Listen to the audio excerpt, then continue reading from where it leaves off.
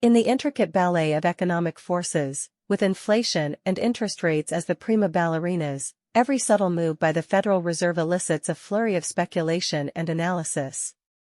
In this delicate dance, every gesture carries weight, every pause is laden with meaning, and every observer holds their breath, awaiting the next fateful steps that could shape the nation's financial fortunes. At the heart of this performance lies a fundamental question: is inflation truly a stubborn partner, refusing to yield to the Fed's choreography, or is it merely a temporary distraction, soon to fall back in line with the central bank's desires? This query has taken center stage, as evidenced by the recent remarks from the Federal Reserve Bank of Chicago's president, Austin Goolsbee. Addressing the Economic Club of Minnesota, Goolsbee offered his perspective with measured cadence. There isn't at this time much evidence, in my view, that inflation is stalling out at 3%, he declared, a subtle rebuke to those who perceive price pressures as an immovable force. His words carried the weight of authority, tempered by a judicious caveat, a deft sidestep, leaving room for interpretation and course correction as new data emerges. Yet, even as Goolsbee sought to assuage fears of entrenched inflation, his restraint was palpable. He refrained from offering any hints on when the Fed might deem it appropriate to lower borrowing costs, a tantalizing prospect for many. Instead, he deferred to the wisdom of incoming economic data, a pragmatic approach that avoids tying the Fed's hands prematurely. It doesn't make sense to be tying our hands, even partly, when we know we're going to get tons of data, he remarked, a testament to the central bank's commitment to empiricism over hasty prognostication. Goolsbee's measured tone echoed the sentiments of his fellow Fed officials, who have recently struck a cautious chord. San Francisco Fed President Mary Daly acknowledged that bringing inflation down might require more time, while Dallas Fed President Lori Logan bluntly stated that it's too early to contemplate lowering rates. Their collective reticence reflects the intricate choreography required to navigate the ever-shifting economic landscape. In this delicate dance, every step is scrutinized, every pause dissected, and every utterance parsed for hidden meanings. It is a performance where nuance reigns supreme, and even the slightest misstep could send ripples through the financial markets, disrupting the careful equilibrium the Fed seeks to maintain. Yet, amidst this intricate choreography, there exists a discordant note, the dissonance between the Fed's actions and the public's perceptions. While policymakers have kept their benchmark rate in a range of 5.25% to 5.5%, a 23-year high since last July, many still perceive the central bank's stance as a restraining force on the economy. This divergence highlights the inherent tension at the heart of the Fed's mission, to strike a delicate balance between curbing inflation and fostering economic growth, a dance where the steps must be executed with precision and foresight. It is a delicate equilibrium, one that requires constant recalibration and adaptation to ever-changing conditions. As the performance unfolds, each actor plays a crucial role. Fed Chair Jerome Powell, the maestro of this intricate choreography, has repeatedly emphasized the central bank's determination to move inflation sustainably toward its 2% target. His words carry the weight of authority, yet they are tempered by a recognition that the path forward is fraught with uncertainty.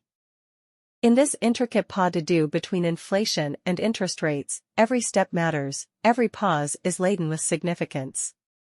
It is a dance where missteps can have far-reaching consequences, where every gesture is scrutinized, and where the slightest miscalculation could send shockwaves through the economy. Yet, it is also a performance that captivates audiences far beyond the confines of the financial sector. For in this dance, the stakes are high, and the consequences reverberate through every corner of society. From the budgets of households to the fortunes of corporations, from the dreams of homeowners to the aspirations of entrepreneurs, the rhythms of inflation and interest rates shape the very fabric of our economic lives. And so, as the Fed navigates this intricate choreography, a nation watches with bated breath, awaiting each step, each pause, each subtle gesture that could foretell the fate of their financial futures. It is a dance that demands patience, resilience, and a steadfast commitment to the greater good, a performance where the audience's well-being hangs in the delicate balance between inflation's siren song and the Fed's measured cadence. In this grand spectacle, the true artistry lies not merely in the execution of each step but in the ability to adapt, to improvise, to respond with grace and poise to the ever-changing rhythms of the economic landscape.